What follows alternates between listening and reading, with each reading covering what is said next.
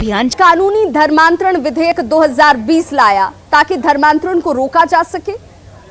जबरन धर्मांतरण करने वालों के लिए कड़ी सजा का प्रावधान किया गया, क्योंकि आप जानबूझकर और जबरदस्ती किसी का धर्म परिवर्तन नहीं करा सकते हैं। यूपी की तरह उत्तराखंड में भी धर्मांतरण विरोधी कानून है।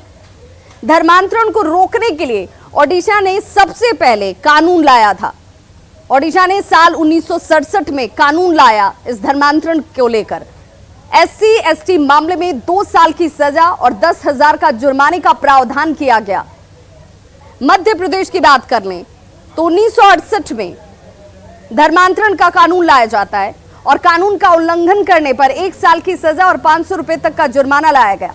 अरुणाचल प्रदेश, छत्तीसगढ़, गुजरात में भी धर्मांतरण विरोधी कानून है और गुजरात में कानून के उल्लंघन अगर आपने किए तो 3 साल की सजा और 5,000 रुपए का जुर्माना आपको देना होगा। SC/ST मामले में 4 साल की सजा होगी और 1 लाख रुपए का अर्थदंड भी लगाया जाएगा।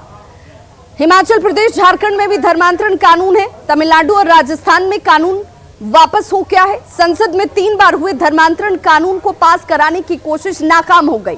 पहली बार 1954 में धर्मांतरण विनियमन और पंजीकरण विधेयक पेश किया गया था और इसके बाद 1960 और 1979 में भी इससे असफल प्रयास किए गए। 2015 की बात कर लें तो 2015 में बीजेपी ने राष्ट्रव्यापी स्तर पर धर्मांतरण कानून बनाने पर जोर दिया था। जहां तक बिहार की बात है तो सीएम नीतीश कुमार ये कह चुके हैं कि इस पर बिहार सरकार अलर्ट रहती है, लिहाजा यहां धर्मांतरण कानून की कोई जरूरत नहीं है।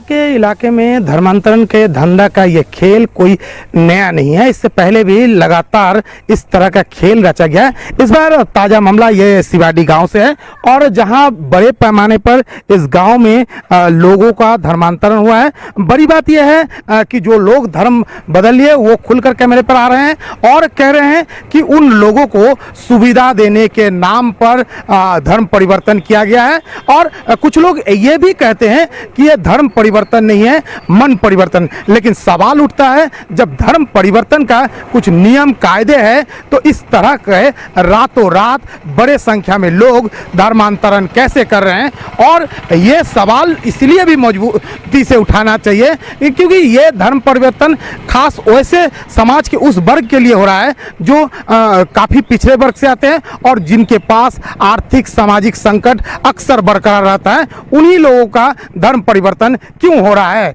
सुब्रत, न्यूज़ 18 कटिहार।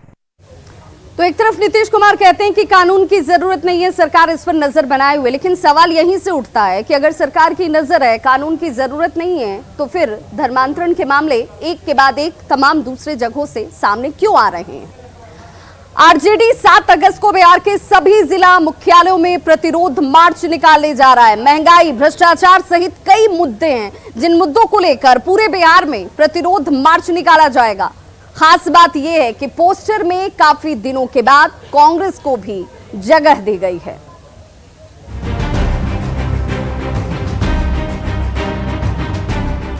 पटना की सड़कों पर आजकल ये पोस्टर खूब देखा जा रहा है। अब आप सोचेंगे कि पोस्टर तो हमेशा लगता ही रहता है, तो इसमें खास क्या है? तो पहले आप इस पोस्टर को देखिए। बीच में लिखा है प्रतिरोध मार्च और नीचे निवेदक में लिखा है महागठबंधन बिहार।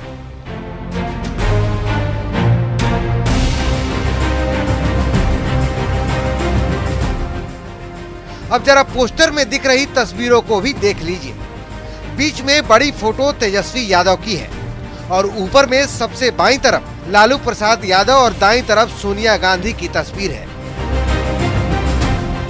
यानी प्रतिरोध मार्च के ही बहाने से ही काफी दिनों बाद आरजेडी के पोस्टर में कांग्रेस को जगह दी गई है।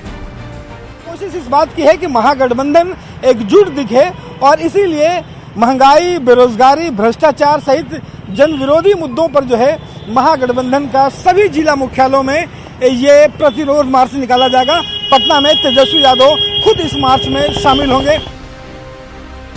2020 में तेजस्वी यादव सत्ता की कुर्सी तक पहुंचते पहुंचते रह गए थे।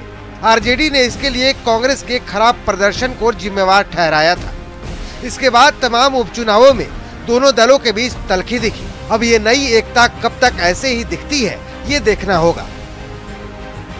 न्यूज 18 के लिए पटना से रवि एस नारायण की रिपोर्ट।